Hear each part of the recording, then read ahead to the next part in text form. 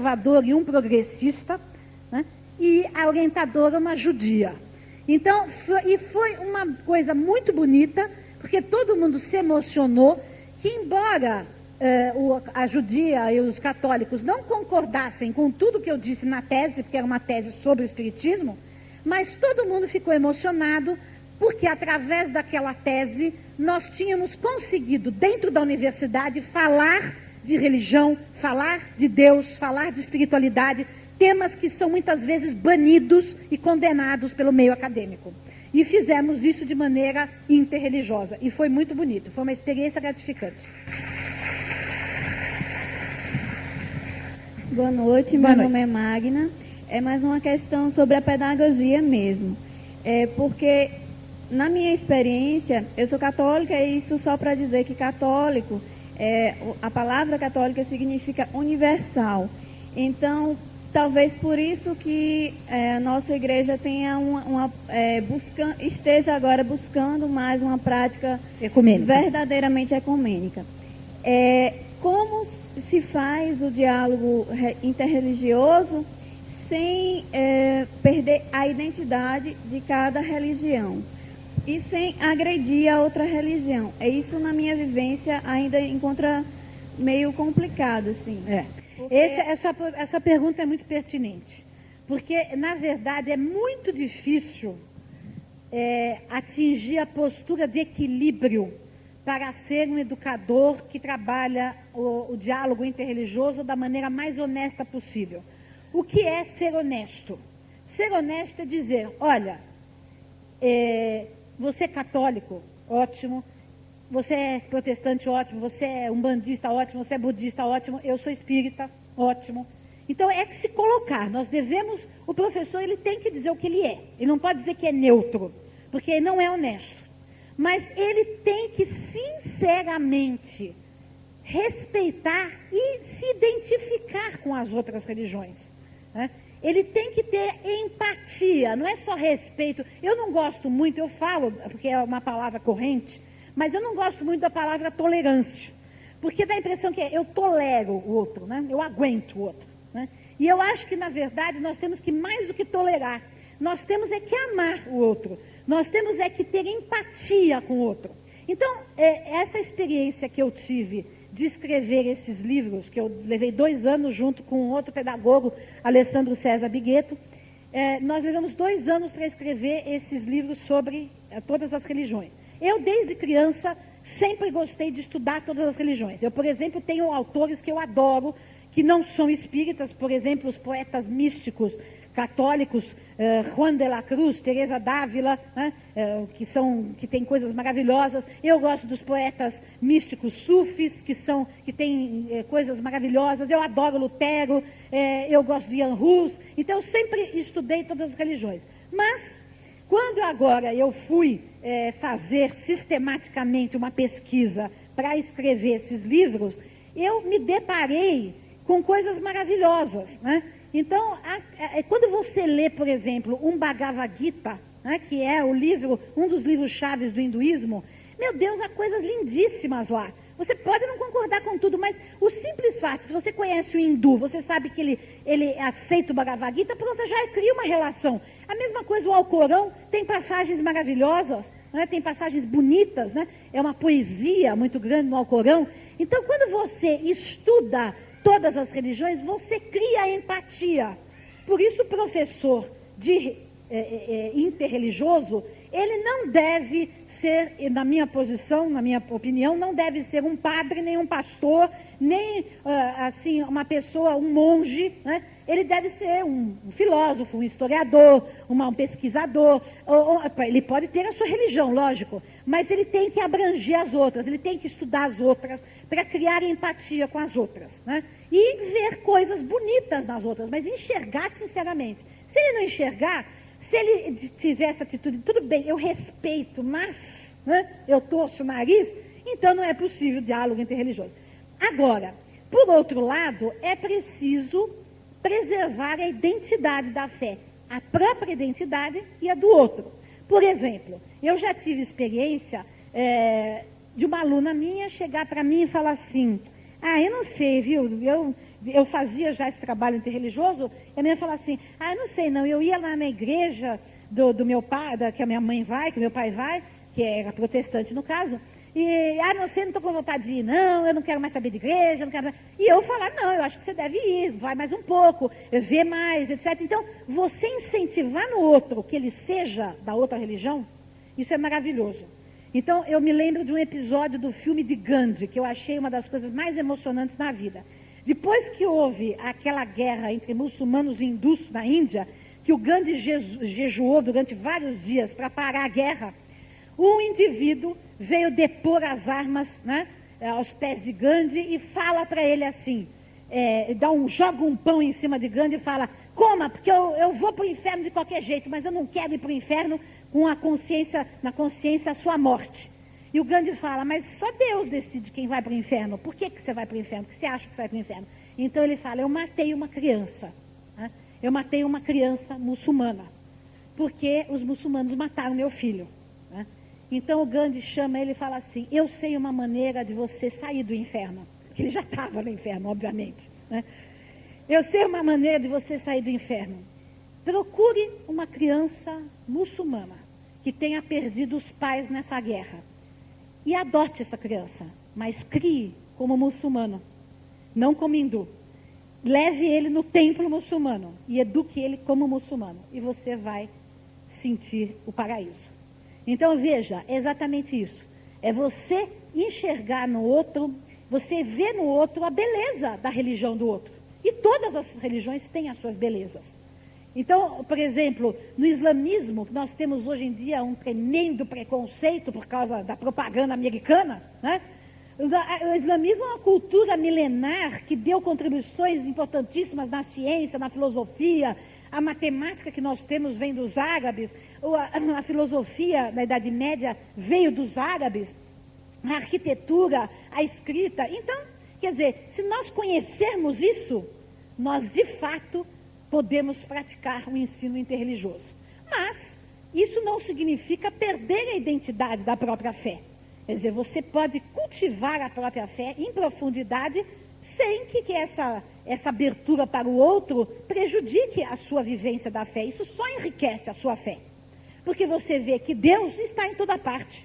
Porque Deus iria ser tão parcial e só estar com os católicos, ou só estar com os muçulmanos, ou só estar com os espíritas, ou só estar com uns ou com outros. Quer dizer, será que Deus é tão pequeno, ele não pode estar em toda parte? Eu acho que nós estamos esgotando o nosso tempo. Vamos então deixar... O senhor quer fazer a pergunta também? Então, as duas últimas perguntas aqui, eu não sei, ninguém está me avisando o tempo, mas eu acredito que estamos esgotando. Por favor. Boa noite. Na realidade, não é uma pergunta, é apenas acrescentar com relação ao irmão anterior. Eu sou de Recife, e esses 3 últimos fóruns, o Foresp, tivemos a presença de católico, monge e, por sinal que ele falou que a ausência, um protestante. Esses 3 últimos... Foresp, para quem não sabe, é um evento espírita em Recife. Que eu já participei. Apenas para acrescentar. Aliás, eu tenho que... foi bom você lembrar, mas nós tivemos em São Paulo também... no dia 30 de outubro, no ano passado, nós comemoramos os 200 anos do nascimento de Kardec. E em São Paulo nós fizemos uma grande homenagem a Kardec no Anhembi. E para mim, o momento mais emocionante foi quando nós fizemos um culto ecumênico na homenagem a Kardec. Então estava presente lá uma pastora protestante, né? Que também é interessante, né? Porque uma das coisas também que as religiões sempre discriminaram foram as mulheres, né? Então, é isso que também nós precisamos recuperar, né?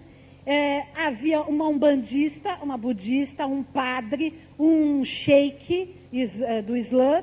Então, foi um momento muito bonito, porque todos falaram sobre a contribuição que as suas religiões podiam dar para a paz, e o espírita falou da contribuição que Kardec deu.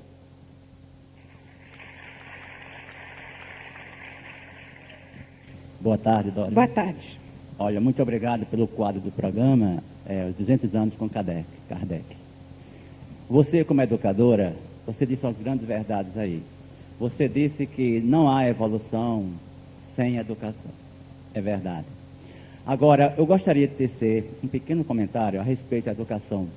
Que proposta você tem para nós que somos professores, que estamos numa sala de aula, vivendo a maior crise da educação pública que está aos pedaços?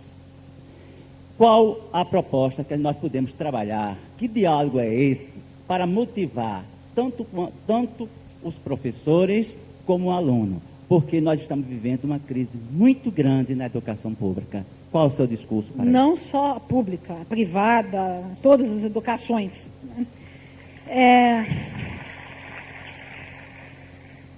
Olha, eu teria que fazer aqui um seminário sobre educação para falar sobre isso, né?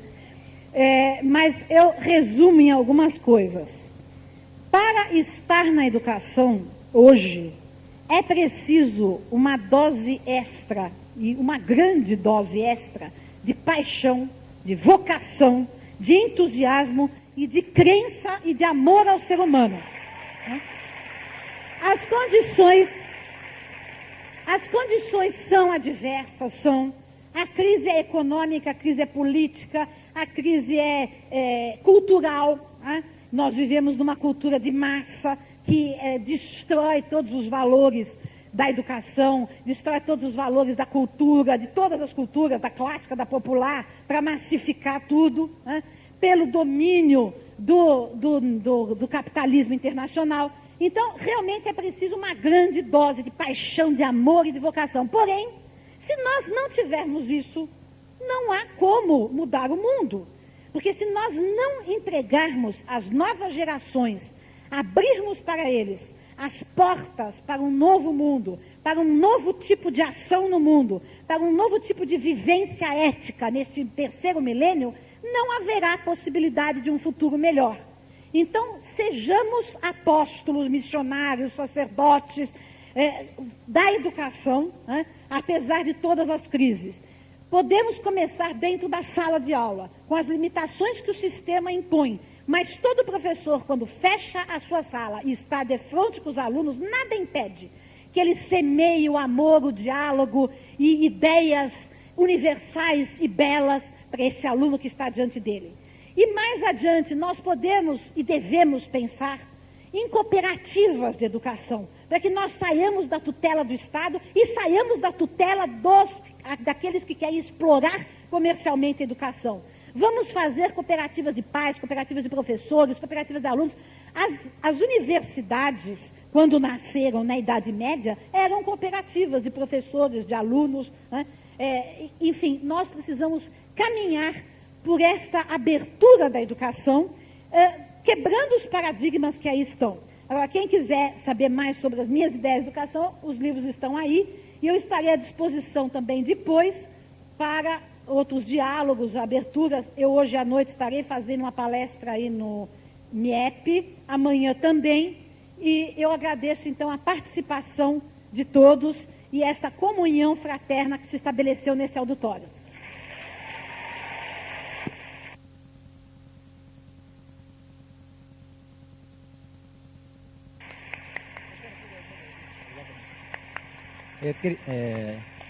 Só um minutinho da atenção de vocês. Aproveitando o ensejo do tema sobre diálogo interreligioso, trabalhado pela professora Encontre, aqui, nós queríamos anunciar também a programação da noite, com algumas modificações, algumas inserções até. Eu queria apresentar para vocês, dentro dessa temática, que muito no Brasil, com relação a essa preocupação da questão do diálogo interreligioso, nós estamos, como a professora bem enfatizou, bem à frente. Agora, de fim de 2003 até dezembro do ano passado, estou trazendo aqui uma novidade bem fresquinha, né? Houve um projeto, a estruturação de um projeto pela Secretaria Especial de Direitos Humanos, que é vinculada à Presidência da República e o Ministério da Justiça, que foi a consecução da criação de uma cartilha sobre diversidade religiosa. Nesse projeto, desde fins de 2003 até novembro do ano passado, foram convidadas todas as representações religiosas que tem aqui no Brasil para fazerem e apresentarem comentários acerca do artigo da Carta dos Direitos Humanos, da nossa Constituição e do Plano Nacional de Direitos Humanos, que fala sobre a questão do respeito às diversidades religiosas. Então, as contribuições foram apresentadas durante o ano e culminou com o lançamento dessa cartilha sobre diversidade religiosa, onde constam, foi condensado, evidentemente, as contribuições apresentadas. Essa cartilha foi lançada agora em dezembro e agora estamos num processo de divulgação, para não só os organismos como a própria Secretaria Especial de Direitos Humanos, o Ministério da Justiça e o Itamaraty, mas várias instituições que trabalham com diálogo interreligioso cooperaram, mostrando já a prática disso. A Iniciativa das Religiões Unidas, o Conselho Ecumênico Nacional de Combate ao Racismo, o Centro Nacional de Africanidade e Resistência, o CONIC, que é o Conselho Nacional de Igrejas Cristãs, o Centro de Referência de Discriminação Religiosa, o Movimento Interreligioso do Rio de Janeiro e o Conselho Nacional de Ensino Religioso. Então, é uma contribuição, vocês podem, nós não trouxemos muitas, até porque foram editadas 25 mil e via Secretaria Especial de Direitos Humanos está encaminhando para o Brasil, para as várias representações estaduais, para começar a difundir. Aqui a gente vai anunciar o site onde essa cartilha está, que é o site nacional da Secretaria Especial de Direitos Humanos, que é www.sedh, Secretaria Especial de Direitos Humanos, .gov.br, ou vocês entram no site do Ministério da Justiça, que tem um link para lá, tá certo? Logo mais à noite nós teremos, a partir das 19h30, a programação artística, em que teremos hoje o Zé Laurentino, que era para ter sido ontem, mas houve uma substituição, a apresentação de iniciação a um toré por parte da tribo Potiguara e Pataxó, além da apresentação de uma música e uma dança da Quilma, seguindo a mesa redonda que terá como tema o Sagrado no Feminino, com a presença da Safira Seres e da Andréa Boni. Então, boa noite e até mais tarde.